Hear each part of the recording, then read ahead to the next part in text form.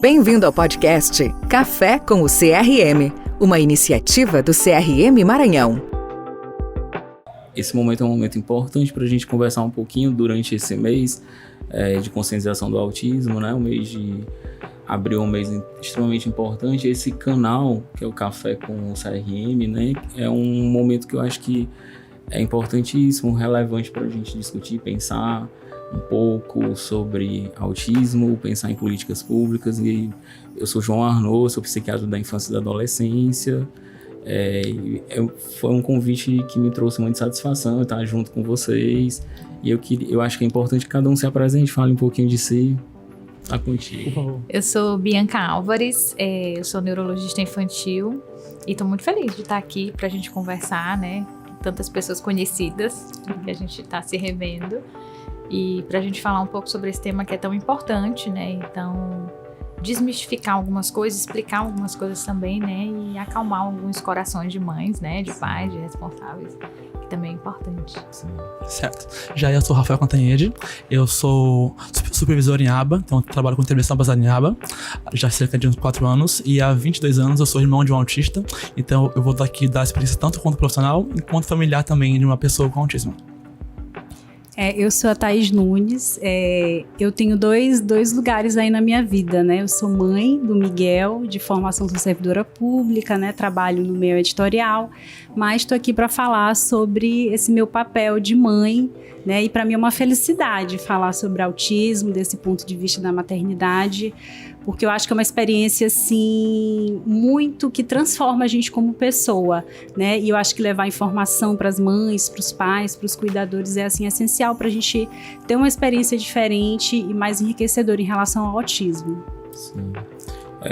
Eu acho que a fala de cada um faz a gente pensar muito em várias coisas e começar a pensar porque que esse momento existe, a gente está discutindo autismo neste mês, eu acho que é algo muito relevante, né? Então, assim, quando a gente pensa em série histórica, né, os últimos dados que a gente viu de um órgão que regulamenta e que notifica agravos em saúde nos Estados Unidos, mostra, por exemplo, que em 20 anos sai de uma prevalência de 1 para cada 150 nascimentos para 1 para cada 36, né? Então, assim, é um acréscimo gigantesco e tal. E certamente por isso hoje a gente está conseguindo ter um espaço de pensar, de discutir, de elaborar a importância de um diagnóstico precoce, de políticas públicas para pessoas com TEA.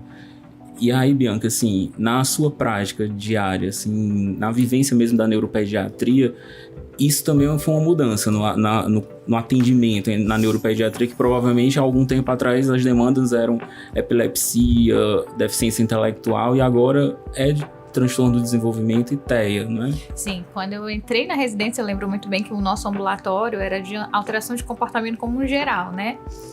Quando eu tinha entrado, era um ambulatório desse.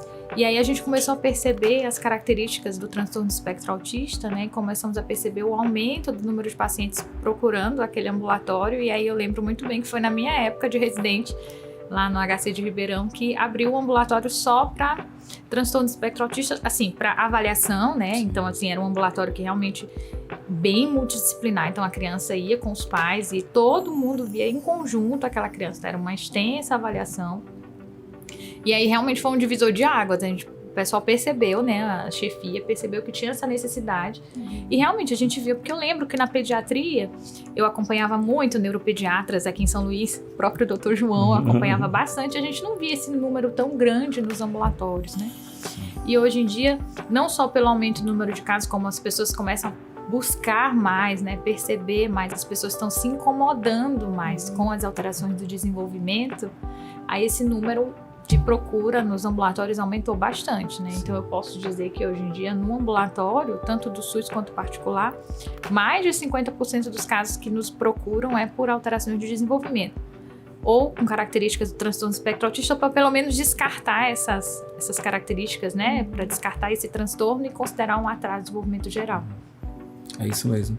E aí, assim, pensando em ti, Thaís, assim, que eu acho que é importante esse momento para pensar, por exemplo, você que tem a vivência da maternidade, né, maternar, que é esse momento único que a gente idealiza, que tem toda uma construção simbólica desse bebê que vai nascer ainda, né, e de repente quando ele chega, né, aí a gente já começa a reparar essas arestas no nascimento, que não nasce igual como eu idealizei. Sim. Né? E aí, para outras mães que vão acompanhar, que vão ouvir isso, que vão ver, né, quando você revisita esse filme, desses primeiros momentos da maternagem, como foi essa experiência e o que você hoje, revisitando, consegue identificar e sinalizar para essas famílias, por exemplo, ó, isso eu achava diferente no meu filho e me atentou e eu fiquei preocupada no início. Olha, eu acho bem interessante pensar essa questão que vocês até comentaram aqui do diagnóstico precoce, né? O Miguel, foi meu primeiro filho, né? Meu primeiro e único filho. Então, eu era aquela mãe de primeira viagem, que às vezes não conhece tanto o que é uma criança típica e o que não é. Mas, no nosso caso, assim, o Miguelzinho, quando ele nasceu, ele era uma criança extremamente chorona, dormia muito pouco. Então, ele primeiro ano foi um ano bem difícil para mim, para o pai dele. Ele teve uma intercorrênciazinha no parto, né? Quando ele nasceu com taxas aí, eu acho que é o APGA, aí vocês tecnicamente podem falar que foi preocupante, mas assim, passado o susto, né, começou aí esse processo de me tornar mãe, o Daniel de se tornar pai, e aí já tinha essa primeira inquietação de uma criança extremamente agitada, chorona, eu dormia pouquíssimo, porque ele tinha esse padrão de sono diferente, mas de fato o que chamou a atenção da gente para falar logo com a pediatra dele, que inclusive é minha sogra, e a gente tem essa sorte, né, de ter os profissionais ali para a gente questionar, é essa questão da intenção comunicativa, né? Eu até digo assim, o que a gente sentia falta não era nem tanto das palavras em si, mas da interação, da gente chamar o Miguel e ele olhar, dele apontar. E com 1 ano e meio a gente já, olha, a gente está sentindo falta, né? E não é só porque fala ou porque não fala no primeiro momento, mas a comunicação, a interação. A gente estava se esforçando bastante para conseguir alguma resposta. E aí a gente já foi direto para a intervenção, no primeiro momento. E eu digo assim, isso foi fundamental, né? Para o Miguel, hoje com 6 anos, ter todo o desenvolvimento que hoje ele tem, porque ele começou muito cedo as terapias. E foi no diálogo com terapeutas, com psicólogo, com fono, que mais ou menos com 2 anos e meio, olha, leva no neuro, já vai investigando, porque ele vai precisar de mais acompanhamento. Então, assim, eu acho que nessa questão do diagnóstico precoce é realmente os pais estarem atentos e não ter medo. Porque, olha, se você está sentindo falta de alguma coisa, se você acha que ali está faltando alguma coisa, né, leva para o profissional, não vai procurar informação errada, né, leva para o profissional dentro das suas possibilidades e vai atrás do que é melhor para o seu filho, claro, né? Então, eu acho assim que é fundamental esse primeiro momento. Sim, eu acho que o que traz, né, para a gente pensar juntos, né, a importância dessa observação do que a gente chama de atenção compartilhada, que parece tão simples, né? Sim. Quando a gente está falando, às vezes, de uma forma técnica, mas o compartilhar às vezes é o bebê voltar ao olhar, reconhecer a voz da mãe, se jogar, né? Ter um movimento antecipatório de querer ir pro colo da mamãe ou se agarrar de volta porque não quer ir, né? E comunicação não é só falar, sim, né? Sim, então, a expressão não verbal, o bebê que modula, faz carinha de... A gente olhou, identifica do ponto de vista não verbal, às vezes, que tá bravo, ele tá com cólica, tá chorando, mas não é... E aí as mães sabem identificar melhor do que a gente, né? A comunicação não verbal, que é o apontar, que tem que acontecer. E aí, às vezes, tardiamente chega uma criança sem repertório verbal, e os pais ainda nem perceberam que era uma criança que não aponta, né? Isso. E aí você, Rafael, que já trabalha num processo de intervenção, né?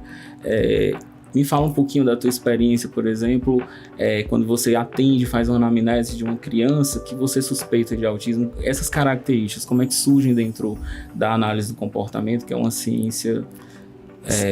muito forte dentro das intervenções, né? Então, o início da intervenção em aba, ela começa claramente com a anamnese com os pais, para saber o que essa criança já atingiu de marco do desenvolvimento ou não. Com isso, a gente tem uma base do que a gente vai conseguir trabalhar ou não em clínica com essa criança.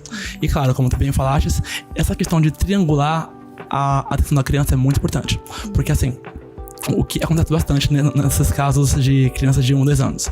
A criança, como ela já vem habitualmente chorando para ganhar as coisas, ela acaba formulando que a maneira de conseguir as coisas é chorando. E na clínica a gente vai modelando essa forma dela se comunicar, e o choro, da cara de birra, etc., para formas mais adequadas de manejo. Então, assim, a gente ensina um gesto, um apontar, uma fala mais própria para a criança, que, claro, depende tanto do que ela tem interesse e também do que ela consegue manifestar naquela idade apresentada, que é muito importante também. Então, assim, o que acontece em clínica é bom ressaltar que o que a gente faz em clínica a gente também tende a levar para casa. Então, assim, quando o pai, que assim, antigamente, quando eu comecei a trabalhar em aba, era um serviço em casa. Então, os pais já tinham esse conhecimento, eles acompanhavam diariamente como que era o processo de intervir com essa criança. Eles acabavam fazendo por modelação também, repetindo os mesmos comandos que os terapeutas faziam com a criança. O que tinha esse ganho a mais. Agora, como o aba ele tá indo pro campo mais clínico, enfim, por questões de a adaptabilidade do processo, infelizmente tem essa redução agora do que os pais conseguem de fato ou não aprender com a terapia aba, mas ainda assim é muito útil. E assim, o que acontece? Durante o feedback é importante que o terapeuta ele dê essa instrução pro pai como fazer aquela criança se comportar de tal maneira. Então, assim, ela vai chegar geralmente berrando bastante, e o terapeuta cabe a ele conseguir controlar na situação clínica a forma correta de maneirar com essa criança e ensinar pro pai também em casa. Porque, assim, o que acontece em clínica também tem que acontecer em casa. Sim. Geralmente é isso. Bianca, e na tua prática, assim, fala da tua experiência em relação ao diagnóstico precoce, que eu acho que muitos pais se questionam, muitas famílias, né? Como é que essa vivência... Eu sinto duas situações, eu não sei se isso acontece contigo. Eu percebo aquelas pessoas que elas têm uma pressa pelo diagnóstico precoce. Sim.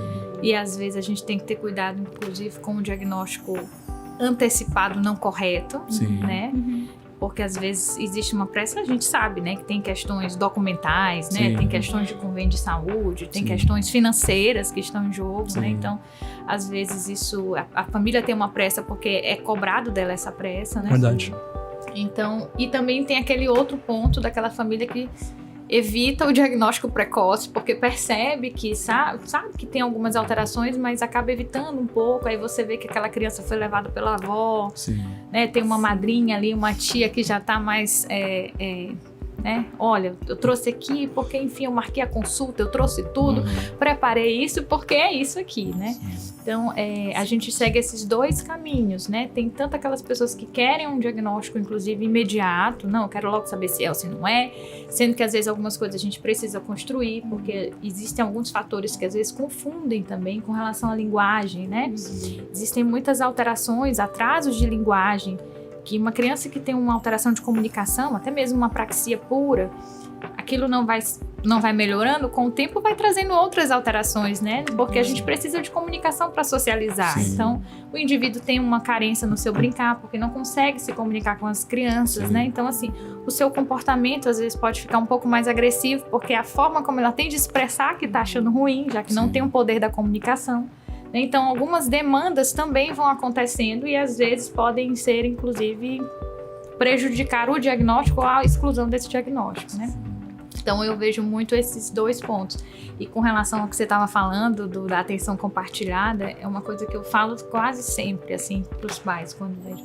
Quando o seu filho pega um brinquedo, ele olha para você tipo assim, mãe, olha isso que eu achei. Por mais que ele não fale, né? Sim. Mas você vê um bebezinho, quando você chega assim num local de recreação, ou então na casa de alguém, e aquele bebê olha ali uma bobagem, às vezes é um brinquedo bobeira. Ele pega assim, imediatamente ele já olha assim pros, sim, pais, tipo... Posso pegar? Olha isso aqui, né? Faz um barulho muito legal. Sim. E aí, às vezes, você olha assim, aí faz um barulho, gargalha, olha pro pai e pra mãe, já como quem diz assim, será que eu pego? Será que eu não pego? Posso pegar? Né? Então, assim, você... E os pais já olham, tu gostou desse? Né? Então, essa expressão de que você olha para um bebê e você já sabe que ele gostou daquele objeto, que ele quer pegar aquele objeto, isso já faz uma diferença muito grande.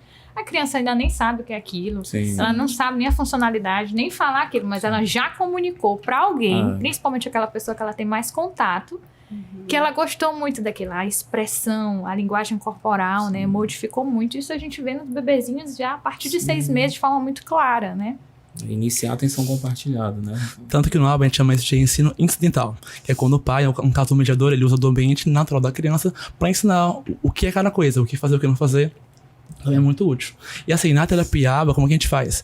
Quando a gente consegue ir pra casa da criança, a gente acaba percebendo algumas situações em que o pai não tem o controle da criança naquele momento, e a gente orienta esse pai a conseguir regular aquele ambiente para conseguir o controle da criança e assim fazer com que ela faça as coisas que ela deve ou não fazer. Por exemplo, teve um caso que eu fui dia desses, que fomos na casa da criança e ela não queria fazer atividade enquanto a TV estivesse ligada. Eu desliguei a televisão e ela conseguia fazer atividade. Então, assim, o pai acaba não ficando atento a todas as variáveis do ambiente que fazem a criança se regular ou não. Sim. Porque às vezes tem que ter um distanciamento, né? E às vezes no dia a dia você não percebe que às vezes a birra, por exemplo, né, como você fala, às vezes, ela se jogou no chão, ou então, olha, essa criança se mordeu. E aí você pensa, ele tá mordendo porque ele tá irritado. Mas o que será que realmente causa irritabilidade? Não tem como a pessoa se irritar com tudo, né? Sim.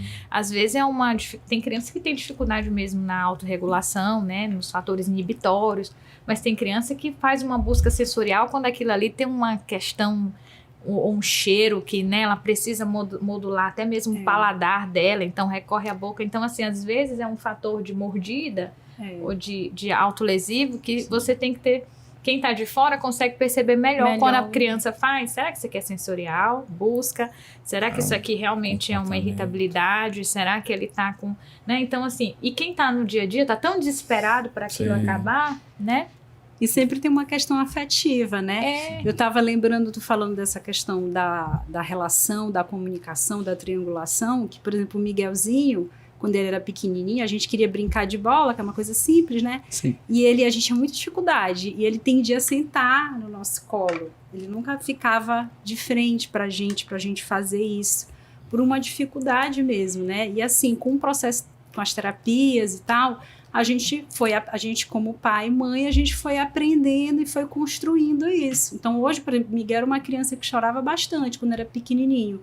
Hoje ele é um super calminho, né? Apesar de ter os desafios de verbalização, porque ele não verbaliza muito pouco, mas ele é muito calminho. Agora ele tem esses episódios aí de, por exemplo, tá numa situação que ele quer muito se expressar e ele não tem, né, as ferramentas, não tem os mecanismos, e ele acaba recorrendo às vezes a uma ecolalia, um som no fundo da garganta que é incômodo, às vezes uma mordida, e a gente tem que estar o tempo todo, né, aprendendo, mediando, vendo como que a gente consegue intervir. Isso, que justamente os comportamentos de cada criança, eles dependem não somente do que acontece antes, mas principalmente do que ocorre depois. Então, se ela morde, se ela faz alguma coisa inadequada, o que é interessante é se reparar no que acontece depois, para saber se é isso que vai manter aquele comportamento ou não. Sim. E à medida que a criança também aumenta o repertório, ela vai diminuindo esses comportamentos, né? Porque você vê que às vezes, você mesmo percebe, ele gostaria de se comunicar de tal forma e acaba que por algum momento tem alguma dificuldade. Às vezes tem aquela ansiedade social das pessoas, ele percebe que as pessoas estão precisando dele, né? Tipo assim, estão demandando dele, porque cada vez que a criança vai ficando mais velha, a sociedade demanda muito mais, né? O desenvolvimento é muito mais demandado. Então ele percebe que, nossa, minha mãe tá esperando que eu tenha uma reação aqui e eu gostaria muito de ajudá-la, né? Mas há uma limitação, poxa, aí eu fico triste. Então, às vezes, a criança, de certa forma, até na própria tristeza, né? Nossa, eu não queria decepcioná-la, mas eu não sei como reagir dessa forma, não sei como expressar isso, me expresso de uma outra forma que pra mim faz muito sentido.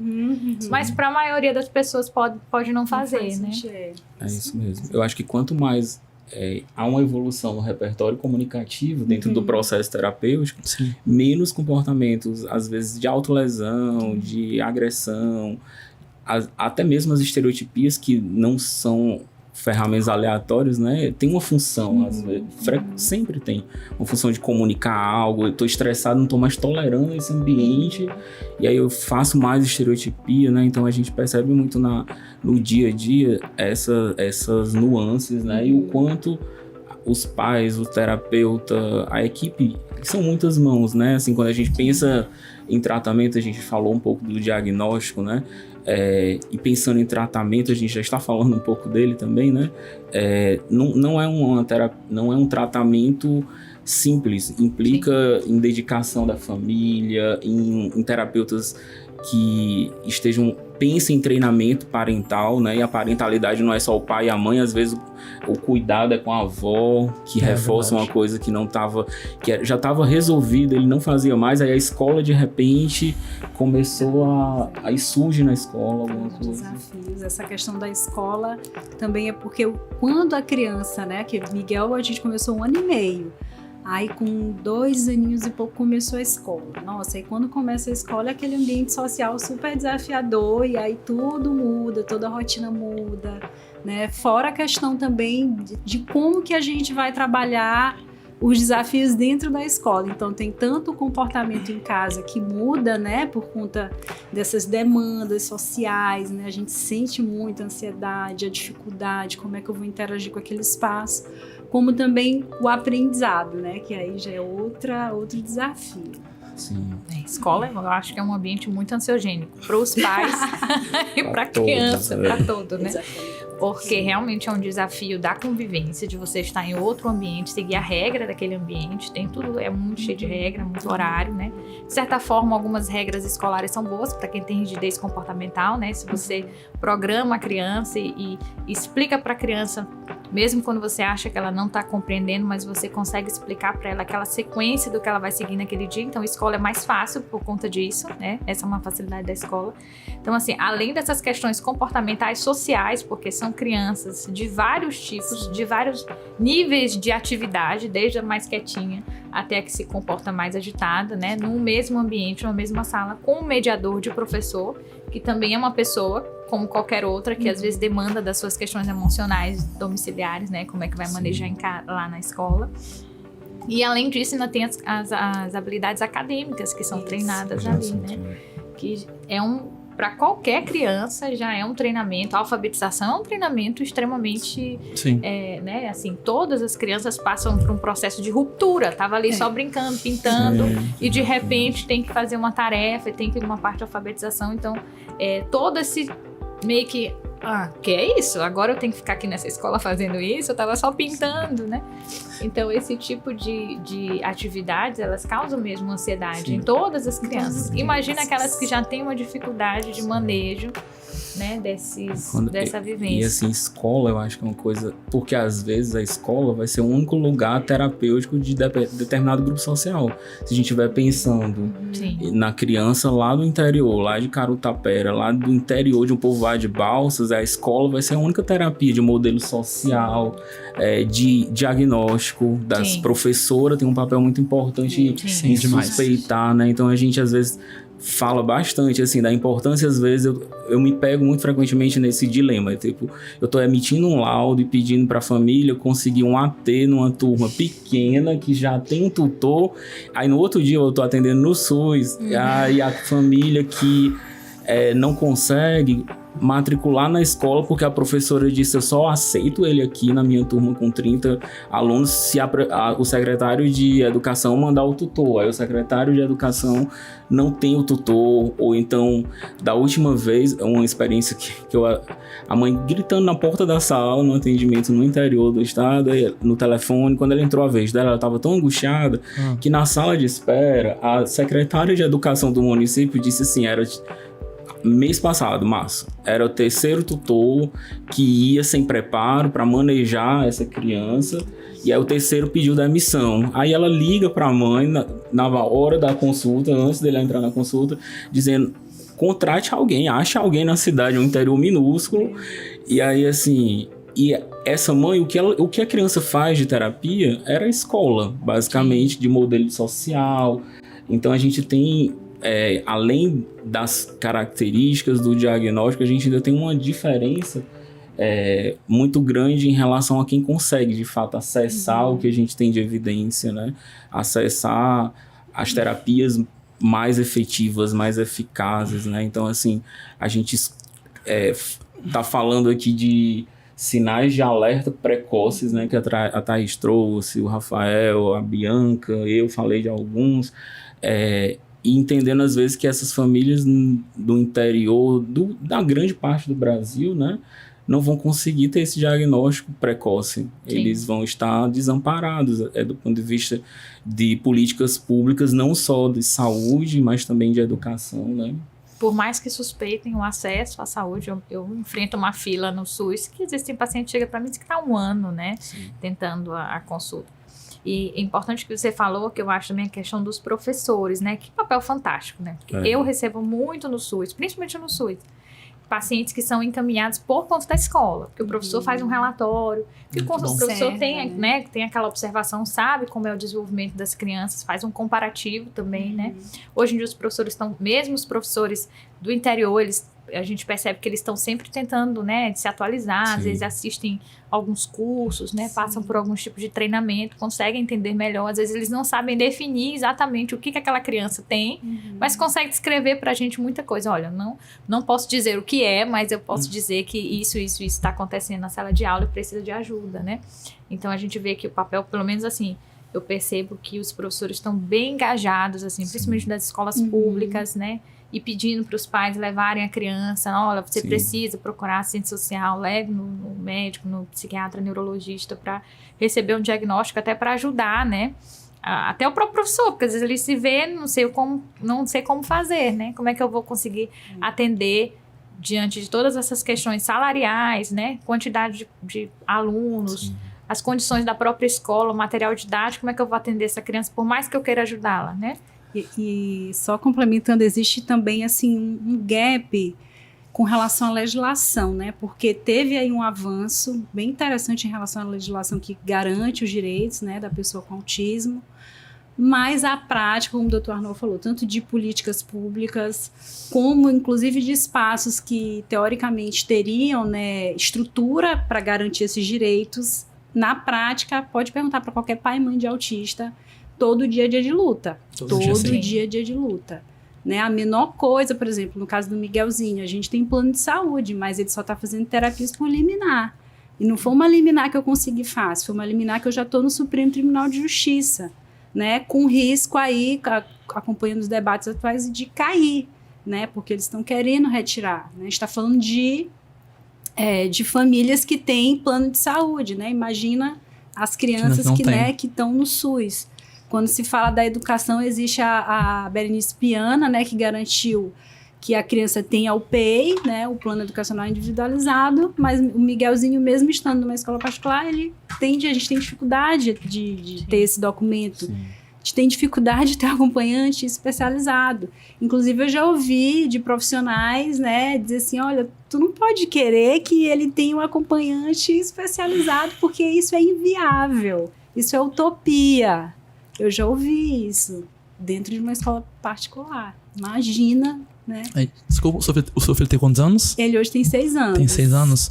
Meu irmão hoje tem 21 anos. Ixi, certo? Luta. Então, assim, como era a forma das escolas operarem com ele, era o seguinte, minha mãe, elas iam nas escolas, ela conseguia vaga, e assim que eles sabiam que era autista, não tinha mais vaga. Desse jeito. Quando passou para a escola pública, de fato, que as únicas que dão acesso a esse tipo de pessoa, a acompanhante, ela foi uma vez e já não foi mais no outro dia. Não lembro agora por quê. Então, assim, se atualmente lidar com autismo é difícil, há 20 anos era ainda mais. E assim, é muito bom também saber que alguns profissionais, eles se capacitam para poder trabalhar com crianças que cresceram, porque tem muito essa visão do autismo que é só criança autista. Sim, e uma hora eles crescem. E é a criança que não teve esse cuidado antes, como que ela vai se portar por agora? É bom pensar nas políticas para isso também. Como que ela vai se inserir, né? Que é a nossa maior, como pai, como mãe, nossa, a gente quer que a criança, que a pessoa consiga se inserir na sua comunidade. E autonomia, né? Isso. Assim, eu tenho uma tia que é uma pessoa com deficiência. Ela nasceu prematura há 60 anos atrás. Minha avó dizia que ela nasceu com 1 quilo e até o finalzinho, aí ela tem todas as limitações de uma deficiência intelectual. E aí a angústia da minha avó, eu lembro mesmo ela pertinho de falecer no hospital, o olhar era de angústia, com medo. Quem vai cuidar é o nome da minha filha, de Marta, né? Assim, porque ela dependia, né? E aí, quando a gente está pensando em intervenção precoce, em diagnóstico precoce, batendo nessa tecla do acesso à educação, é justamente que a Thaís chegue lá muito antes do que a idade da minha avó, sem aquela angústia de dizer assim, meu Deus, meu filho vai ter autonomia, eu posso Agora eu brinco assim, a gente nunca vai se aposentar de ser pai e mãe, né? Mas vai relaxar um pouco, porque é o objetivo, né? Que nossos filhos tenham autonomia, tenham independência, né? Então eu acho que isso é uma coisa extremamente relevante, a gente reivindicar, lutar por um diagnóstico no tempo certo. Não é precoce falar de atrasos, né? Então, às vezes, eu até fico incomodado assim, mas é muito precoce. Eu sinalizar, a gente pode até não colocar o nome total, mas vamos sinalizar, né? E, não devo comparar, eu não preciso comparar, eu preciso saber o que é esperado naquela idade para poder fazer alguma coisa. Mas essa terapia, e aí eu acho que é interessante a gente falar um pouco das terapias, né? A gente tá falando de ABA, que é Análise Comportamento Aplicada, que é uma terapia que tem muita evidência, uma evidência forte, né? E a medicina usa muito métodos que tem evidência científica, que tem estudos que comprovem, né?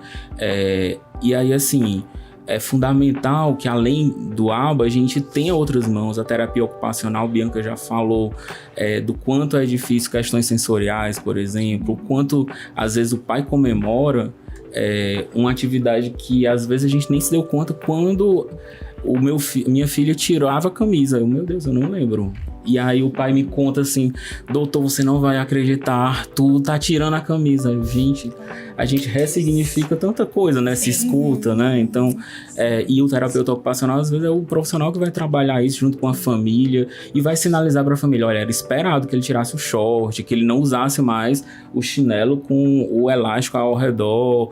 E aí, isso tudo eu acho que é juntando esse quebra-cabeça da terapia ocupacional, da psicologia ABA, da fonoaudiologia, né? Trabalhar a habilidade comunicativa. Então, uma questão assim, existe a dificuldade em pensar que eles crescem, né? Eu acho que até pelo ponto de vista histórico, né? A gente fica sempre querendo que os nossos fiquem pequenos e aí a gente, se não falou, ou é um TEA nível de suporte 3, está dependente, a gente interpreta como se ele ainda fosse uma criança, quando não é mais, né?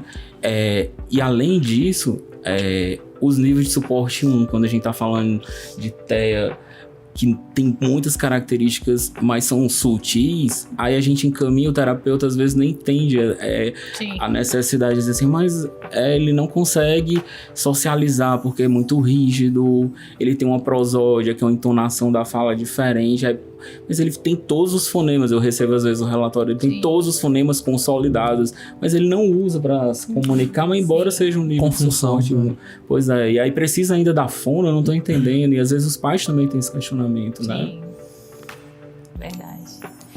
Esse ponto motor que você falou, né? Eu costumo bater muito na tecla, assim, porque eu acho que essa questão motora, ela é fundamental para o desenvolvimento como um todo, né?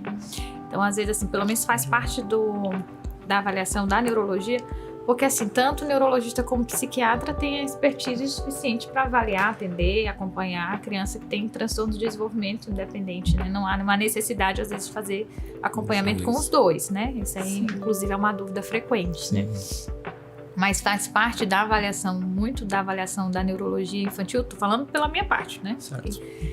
A questão motora, né? Porque a gente, às vezes, esquece que no nosso desenvolvimento, praticamente todos os marcos de socialização, de comunicação, eles vêm em seguida de marcos motores.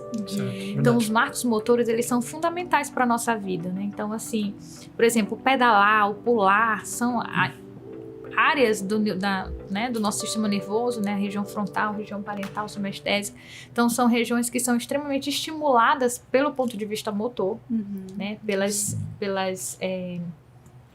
Por essas experiências motoras e sensoriais e fazem com que a gente tenha um desenvolvimento social em seguida, né? Então, por exemplo, um bebezinho, ele tem esse movimento, ele senta, depois ele tem um movimento de pegar os brinquedinhos, depois ele faz essa experimentação do brinquedo na boca, depois ele mostra o brinquedo para alguém. Então, ele primeiro teve esse desenvolvimento motor, essa questão proprioceptiva, tato, para depois ele vir com a questão social em seguida. Então, é difícil também uma criança, a gente querer que ela tenha essa questão social, se ela ainda não tem essa parte proprioceptiva, de tato, para ela conseguir pegar o objeto. Como é que eu vou mostrar o objeto para alguém se eu não consigo nem pegá-lo ainda, né? Então, às vezes, a terapia ocupacional, a fisioterapia, psicomotricista, né? São profissionais que ajudam nessa questão motora, que são pré-requisitos para o desenvolvimento dessas habilidades, que são as habilidades que a gente percebe que estão nas características do transtorno do espectro autista, né? Porque não faz parte, quando as pessoas que conseguem ver de forma muito fácil quais são os critérios, né? Isso a gente não precisa nem ficar dizendo, mas não faz parte dos critérios das questões motoras. Mas vocês veem, né, no dia a dia, que é muito frequente alterações motoras em crianças que têm um diagnóstico de transtorno do espectro. São crianças mais hipotônicas, a maioria das vezes, né? Sim. Uma postura normal da marcha, uma forma de sentar em W, por exemplo, mais hipotônica, mas isso não está no critério. Sim. Ou seja, então tem alterações que são motoras que estão influenciando ou foram influenciadas pelas características autísticas, né?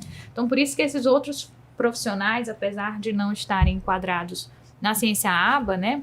Mas o terapeuta ocupacional, psicomotricista, eles são fisioterapeutas, São valiosos. para fisioterapia. São extremamente importantes porque eles vão fazer aquela base do indivíduo, a base motora, para ele poder usar isso, né? Então, assim, por exemplo, vestir uma roupa, que é uma coisa que eu pergunto sempre para todo mundo, né? Ele já sabe tirar e botar a própria roupa? Às vezes os pais falam assim, não, ele ainda não sabe, mas ele tem que saber. Então, sim, aos 3 anos, uma criança ela precisa saber vestir e tirar a própria roupa. Não é só independência, né? Sim. É movimentação de corpo, é conhecimento corporal, é entender a hora que eu vou sair, eu tenho que trocar, sim, de roupa, é escolher minha própria roupa, é entender, sim, que para sair é uma roupa tal, para dormir é outra roupa. Sim. Isso é gnosia, isso é conhecimento tátil, né? Então, são coisas que são detalhes do dia a dia que são muito importantes a gente tanto saber como pais, né? Treinar os nossos filhos, perceber quando eles têm dificuldade e orientar, encaminhar para o profissional certo. Porque, assim, o ABA, que é uma terapia fantástica, né? Uma ciência fantástica, mas ela não tem a capacidade ainda de fazer esses treinamentos por completo, né? Sim. Englobar o paciente como, né, todas essas questões motoras, proprioceptivas, equilíbrio, ele não é uma ciência que tem essa abrangência. Então, por isso que realmente precisa desses outros profissionais, né? Eu acho interessante, doutora Benga, porque quando o Miguelzinho, né, um ano e meio que a gente começou a perceber as dificuldades, algumas das dificuldades foram justamente dificuldades motoras, né? Como, por exemplo, a gente achava estranho ele não conseguir pular. A gente levava ele no pula-pula e ele não, por mais que a gente estimulasse, pular com os 2 pés, né? A questão de, por exemplo, um pequenininho fazer alguns tipos de pinça para poder comer. Então, uma das primeiras terapias antes mesmo do ABA foi a terapia ocupacional. E ele teve um terapeuta ocupacional fantástico que ajudou. Quando o Miguel começou a pular com os 2 pés, a gente comemorou muito, porque era uma coisa que a gente tentou demais. E assim, até hoje ele tem as dificuldades, mas assim, a gente percebe demais essa coisa motora. Por exemplo, pinça para comer, a gente até hoje tem dificuldade, essa coisa de se vestir. Até hoje, a gente, né, os profissionais ajudam muito a gente como estimular em casa, aí a gente tenta fazer esses exercícios. Eu sempre tento fazer com ele, filho, você quer verde ou amarelo, né? Tentar dar opções, né? Porque também. Ele não vai se manifestar espontaneamente, mas a gente sempre, né, tem esse hábito de botar opções ali para ele poder escolher, mesmo que ele ainda não consegue se vestir. Mas é interessante a terapia, como todos os profissionais, o Miguel tem todos, né? Tem a equipe completa. Que ótimo. Como cada um vai dando dicas pra gente fazer no dia a dia, porque é super corrido pra quem é pai e mãe, mas essas pequenas dicas a gente vai inserindo e a gente percebe que vai tendo ali um ganho, né? Aos pouquinhos. E como tu bem citaste, é muito importante também que a gente consiga ensinar essa criança a ser um indivíduo na sociedade e também respeitar a autoridade, as regras, as condutas. Geralmente vem dos pais. E assim, o que acontece? Quando essa criança ela acaba descobrindo alguma forma de sobrepujar essa regra, ela acaba manifestando algo inadequado, como choro, bique, etc. E aí cabe ao mediador saber contornar a situação justamente com esses princípios do ABA. Entendeu? O que acontece antes e principalmente o que ocorre depois. Porque o que ocorre depois vai manter ou não aquele comportamento. Sim. Isso é super importante. É interessante porque, por exemplo, esse não tá no critério, né? Sim. Essas questões motoras, Não, né? E às vezes a gente se apega, eu digo a gente, eu penso assim no público no geral, né? Você vê em rede social, É porque gira, enfileira os brinquedos, né? Ah, sim. E aí, às vezes, tem crianças que brincam de forma funcional e colocam os brinquedos na fila. Pronto, olhou aquilo. Já Meu Deus do céu, já fica em pânico, né? E aí já começa a seguir outras coisas e vai vendo outras coisas. E às vezes a informação de forma errada, né? Acaba gerando uma ansiedade nos pais. E ao invés de procurar, às vezes, os profissionais para perguntar, até mesmo um pediatra para orientar melhor, acaba se auto-diagnosticando, né? E a contrapartida, essas alterações motoras, elas não estão no critério, mas a gente percebe, assim, com muita frequência. Claro que, assim, eu que vejo não só crianças que têm o transtorno espectro autista, mas crianças no geral, né? Com atraso de desenvolvimento, percebo que essas questões motoras, elas também são muito frequentes hoje em dia, porque as crianças estão com uma tendência a terem menos autonomia, infelizmente, né? Estamos numa sociedade mais protetora, né? E a gente acaba fazendo muito mais pelos filhos do que deveria, né? Porque algumas crianças já têm habilidades para aquilo. Então, a gente também pega muito em consultório, às vezes, crianças que são erros de manejo, né? Do cotidiano. Às vezes, meu filho, ele não faz isso, então ele tem um atraso, ele não bota tirar-roupa. Mas você vê, a criança tem plena capacidade de fazer aquilo, ela só não teve oportunidades, né? Então, por isso que procurar, às vezes, o profissional perceber se aquilo é uma diferença, uma dificuldade na oportunidade ou se é realmente uma inabilidade, uma dificuldade, né? E, isso é importante. E você trouxe uma coisa que eu acho interessante da gente pensar juntos também, o quanto você começou a falar de um mito, né? Tipo assim, girou no próprio eixo até, enfileirou o carrinho, nem termino, já entreguei o laudo, né? Então, eu escuto às vezes o paciente, doutor, eu queria uma segunda opinião porque eu não deu tempo eu sentar. Eu, como assim? Não, porque quando ele entrou, aí ele andou na ponta dos pés, o médico disse, é autismo, aí entregou o laudo, faça as terapias, volte daqui a tanto tempo, né? Então, assim, fazer uma estereotipia, não, isso é um mito. Toda criança que faz estereotipia tem TEA? Não. E aí a gente entra numa seara de diversos, a gente falou bastante aqui de tratamento, né? Pensando juntos da importância de equipe, de múltiplos olhares, né? De suspeita precoce e ao mesmo tempo a gente também tem muitos mitos em relação ao tratamento, né? Que aí na angústia a gente encontra às vezes pais que investiram muito numa intervenção que não tem evidência científica, né? Que não vacinaram as crianças, porque, porque meu filho é autista, e eu ouvi falar que se já é autista, aí foi porque ele vacinou lá no começo, se vacinar agora, eu ouvi falar que causa epilepsia, vai convulsionar. Então, eu já atendi famílias que já associaram que o autismo foi da vacina e já não vacinam porque viram que existe um risco maior de crianças com ter convulsão ao longo da vida e não vou vacinar mais porque também tem uma teoria que pode causar a convulsão, a epilepsia. E aí eu acho que cada um tem um mito aqui na sua cabeça que podia falar um pouquinho para ajudar a desconstruir, para, por exemplo, famílias não investirem um monte de potencial, às vezes, em uma única intervenção, né? A gente tinha falado antes de iniciar o podcast com relação à vermifugação, como eu digo logo, né? Um antiparasitário, assim, de forma sem nenhum tipo de exame, de função, né? Gente, se a pessoa tivesse transtorno espectro autista, tivesse tanto de parasita, então ela ia ter outros problemas, né? Ia ter aquela pneumonia por lombriga, né? Então, assim, ia ter um monte de coisa, não era uma alteração de neurodesenvolvimento. Então, às vezes, a pessoa, ela passa por algumas terapias, intervenções medicamentosas, né? E eu nem digo as questões do mito. A própria estereotipia, às vezes, é muito medicada, né?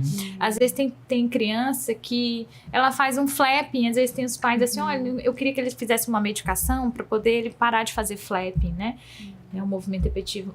Mas esse flap tá te incomodando? Porque pra ele é uma coisa boa. Ele tá mostrando que ele quer tá feliz, ele tá eufórico. Então, assim, ele ainda não tem outra forma de se expressar. Se você tirar até essa medicando, você vai deixá-lo sem comunicação nenhuma, né? Então, às vezes, também tem alguns tratamentos que estão no rol do tratamento do que é necessário, mas às vezes é feito de forma descontrolada, eu acho, né? E aí, acha que todo mundo, doutor, olha, meu filho recebeu o diagnóstico do autismo. mas ele não toma medicação. Ele não precisa tomar medicação? Se ele não toma, ainda bem. Então, quer dizer que você está conseguindo manejar com terapia, intervenção em casa. Então, isso é ótimo. O transtorno do espectro autista não é igual a medicação, né? Então, isso é importante a gente ver. E medicação nenhuma, não quer dizer que porque eu uso, né, que tem o transtorno do espectro autista, que eu tenho que tomar uma vitamina específica, ou então que eu tenho que tomar um remédio para verme específico, ou então quer dizer que porque eu tenho autismo eu tenho que ter uma dieta específica, né? Não existe esse fator condicional, né? Tenho isso, tenho que fazer isso. É muito individualizado, e a gente está aqui justamente para falar sobre isso. É uma mãe falando sobre o filho dela, né? É um psiquiatra falando sobre os casos dele, uma neurologista falando sobre os casos dele e um psicólogo falando, inclusive, sobre um caso da família dele. Então, o transtorno do espectro autista ele é muito individual.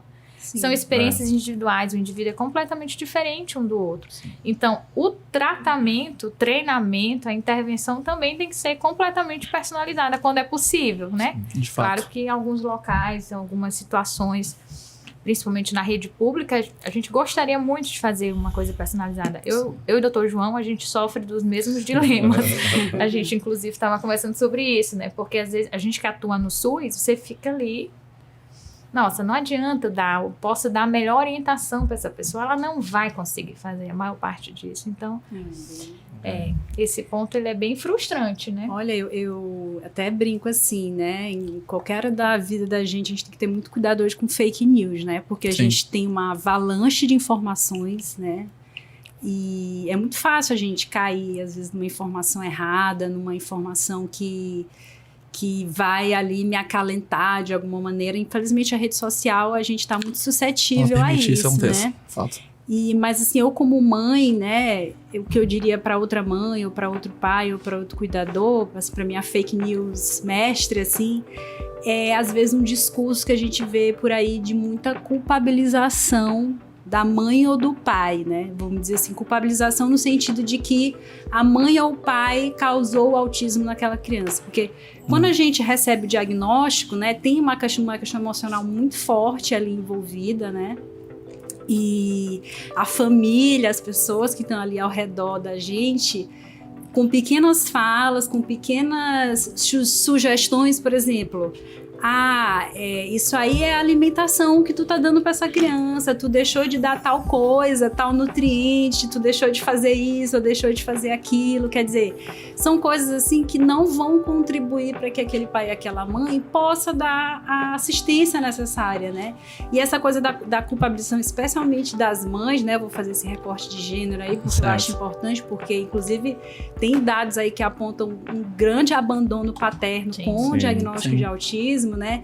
Para que as mães realmente entendam que isso não é real, né? Que existe o transtorno do espectro autista, que precisa da intervenção, precisa do cuidado e que busque a informação de qualidade, né? Porque tem muita fake news, é uma coisa muito séria, né? Muito grave, que gera aí consequências devastadoras para as crianças. Então, eu colocaria esse ponto, assim, como mãe e como mulher.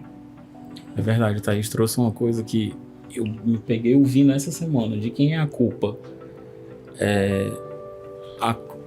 A pergunta era... Começaram uma competição entre o pai e a mãe, assim, porque na minha família tem uma pessoa com esquizofrenia. Aí, na família dela é pior. É um autista, é um não sei o que. Gente, como assim? Calma. Era tipo, no final, de quem é o gene veio de quem? Aí, se fosse tão reducionista, né? Não é uma herança dessa forma, nesse nível, né? E eu acho que isso é interessantíssimo da gente pensar que existe um complexo muito grande que determina que a gente ainda está longe de conseguir compreender, né? A gente, na medicina, esse é um quadro descrito há pouco tempo, então não tem 100 anos, né? A primeira descrição é de Kanner, em 43, 44, então isso é novo para a medicina, é uma coisa que a gente está entendendo, está inserindo, está discutindo agora, né? Então, a causa, a etiologia, não dá para categorizar especificamente, foi só genética, foi só o ambiente, ou foi... A gente vai compreender muito mais disso, eu acho que ao longo do tempo, mais estudos mesmo, né? Sim. Então, eu acho que a gente pensou bastante coisa, discutiu juntos. Eu queria que cada um desse uma fala um pouquinho de... Sua vivência? da vivência final pra gente tá caminhando pra encerrar, não é isso? Não sei se... Quer começar? Pode começar, Rafael. Tá.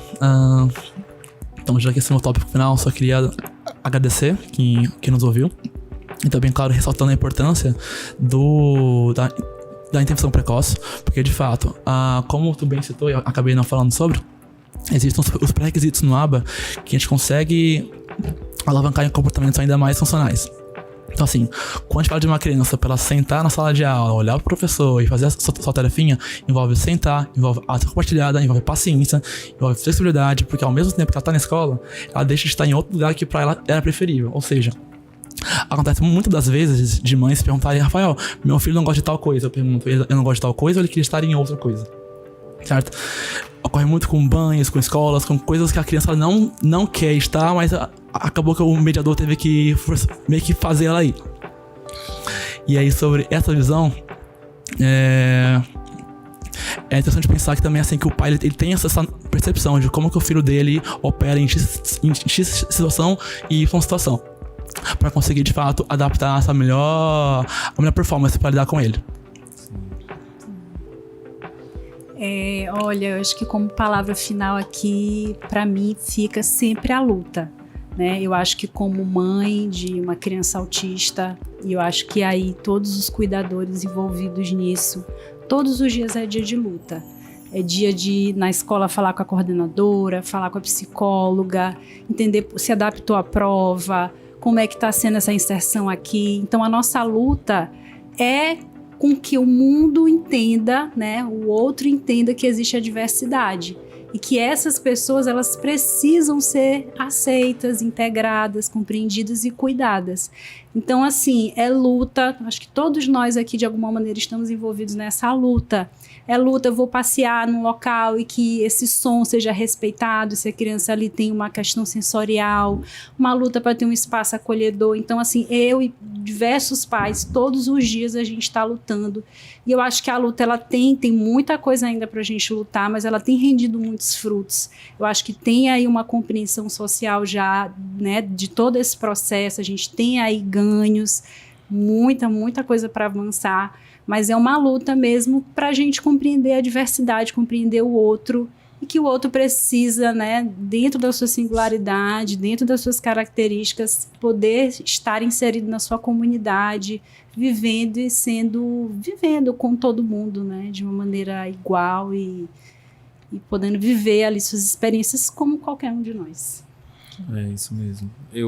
Assim, a minha vivência nesses 10 anos atendendo, né, que já de realmente perceber essa mudança em relação a ter que se engajar mesmo. E dentro dos movimentos, eu acho que eu faço esse exercício todo dia, de tentar contribuir um pouquinho a mais, porque eu acho que sem esse engajamento de profissionais de saúde, de educação, ao lado da família, a gente não vai conseguir consolidar os direitos que já são teoricamente assegurados, né? Porque legislação a gente tem diversas, inúmeras. Todo dia tem alguém colocando uma nova lei que já foi feita. É só eu quero entrar no... né? Eu preciso de alguém que execute, né? Então eu acho que agradecer muito ao CRM por pensar essa discussão nesse mês tão importante para a conscientização do autismo, mandar a mensagem. Eu acho que esse momento trazer uma mensagem de suspeitar precocemente, de não entrar dentro de um mito de que existe uma cura, até porque a gente não está falando de uma doença, a gente está falando de uma alteração de desenvolvimento. Então, ficar atento a... Será que toda semana alguma mãe me manda uma mensagem de um novo tratamento que cura autismo? Então, quando cura todos, não serve, provavelmente. A gente tem que ficar muito atento. É verdade. Né? Então, assim, entender que é um tratamento complexo, que envolve muito cuidado. Muitas variáveis. Inúmeras, né? Incontáveis. E, assim, entender que, de fato, eu acho que a partir de momentos como esse, de discussão, de conscientização, de saber dos meus direitos, eu acho que a gente vai, sim, conseguir construir uma sociedade mais inclusiva. A gente não pode entrar em contras reforma, dizer assim, o meu filho precisa de uma escola especial agora.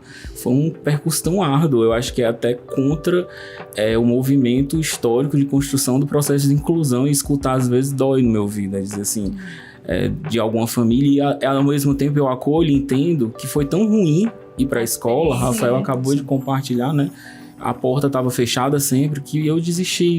Eu acho que devia voltar ao modelo só de APAE, né? Então eu acho que é um processo longo, né, Bianca? Eu acho importante para a gente, que a gente está finalizando, né, falar sobre que a gente está fazendo um meio de conscientização para que as pessoas conheçam mais sobre o transtorno do espectro autista.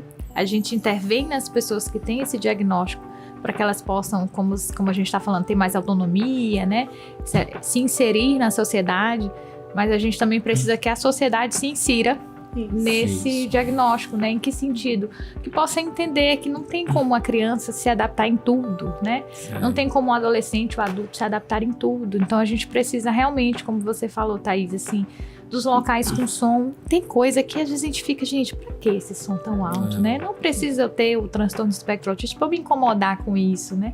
Eu não preciso ter que vir aqui pedir pra baixar, porque isso aqui é desnecessário, é exagerado. Então, às vezes a gente quer que a criança, a gente faz a terapia, a intervenção, a gente faz todo um segmento, porque a gente quer que realmente aquele desenvolvimento melhore, aqueles atrasos possam reduzir ao máximo, a criança tenha qualidade de vida, mas a gente precisa da sociedade também um contraponto, né? Que também possa acolher aquela criança, compreender que nas dificuldades dela tem como ajudar, tem como dar um olhar não só de, né, achando estranho, essa mulher tá com essa criança aqui, não. Ai, que bom que você tá com ela aqui, eu estou aqui do lado de você, né? Eu vou poder te ajudar, vou poder te acolher. Você quer alguma coisa? Quer uma água? Quer que eu carregue a tua bolsa? Quer que eu chame alguém? Quer que eu faça uma ligação? Quer que eu peça o Uber, né? Quer que eu peça pra baixar o som, pra baixar a luz? Então, assim, a gente precisa realmente que essa conscientização seja não só para quem faz parte da família, né? De quem tem um transtorno do espectro autista, mas para quem está do outro lado, vendo aquela família passando por aquilo e possa compreender melhor para acolher, né? Que é isso que a gente quer realmente o intuito. Às vezes a acolhida é uma coisa pequena, né? Às vezes a acolhida é apenas não olhar, porque eu sei que tem pais que... Não julgamento. Não julgamento. Às vezes tem pais que dizem assim, eu só queria que não ficasse todo mundo me olhando quando ele se jogasse no chão. Porque, enfim, ele tá fazendo isso mais uma vez, eu já sei como contornar, mas fica todo mundo me olhando. Eu já fico querendo que ele reduza logo esse tempo, já me incomodo com aquilo, já brigo com ele, sendo que o problema nem tá nele. Tá na minha vergonha do que ele tá passando, ou no que as pessoas estão falando, ou estão achando do que ele tá passando. O que ele tá fazendo é uma coisa muito pequena para ele, né? E para minha família, aquilo ali é muito pequeno, né? Então, assim, ele tá com esse comportamento é uma bobagem. Isso aí eu sei que ele que tá se incomodando. Mas ele, além dele se incomodar, eu passo a incomodá-lo porque os outros estão olhando feio. Então, às vezes, a gente consegue melhorar, conscientizar quando a gente reduz até... Então, se você não puder ajudar muito, pelo menos não olhe, né? Sim. Então, assim, só dando um recorte sobre como era há 20 anos atrás, quando eu falava que meu irmão era autista, ninguém sabia o que era isso. E agora eu vou nas vagas de treinamento, sempre qualquer lugar tem uma vaga pra autista. Então, assim, questão de conscientização, realmente o Brasil, ele realmente fez muitas campanhas socioeducativas para poder conscientizar as pessoas. E agora, quando eu falo que ele é autista, não tem mais ninguém que pergunta o que é isso. Agora, como que é o autismo dele? Já facilita bastante. Sim, com certeza, que bom. Então eu queria agradecer primeiro ao CRM pela oportunidade, agradecer a todos os convidados. Eu acho que cada um enriqueceu muito essa discussão. É um início, é um pontapé para daqui para frente a gente continuar pensando muito em política pública, em diagnóstico, em terapia, né? E aí o convite está feito para vocês assistirem o nosso podcast, seguir, se inscrever no canal do YouTube do CRM, né? E mandar dúvidas, opiniões, certo? A gente tenta estabelecer algum canal depois para responder de alguma forma, não é, gente? Sim, com certeza. Certíssimo. Obrigado. Ele, pra quem nunca viu, ele se inscreve no canal. Eu li aqui, ó, convite pra se inscrever. Aí eu tinha que... Café com o CRM Maranhão. Seja bem-vindo ao podcast dos médicos e médicas maranhenses.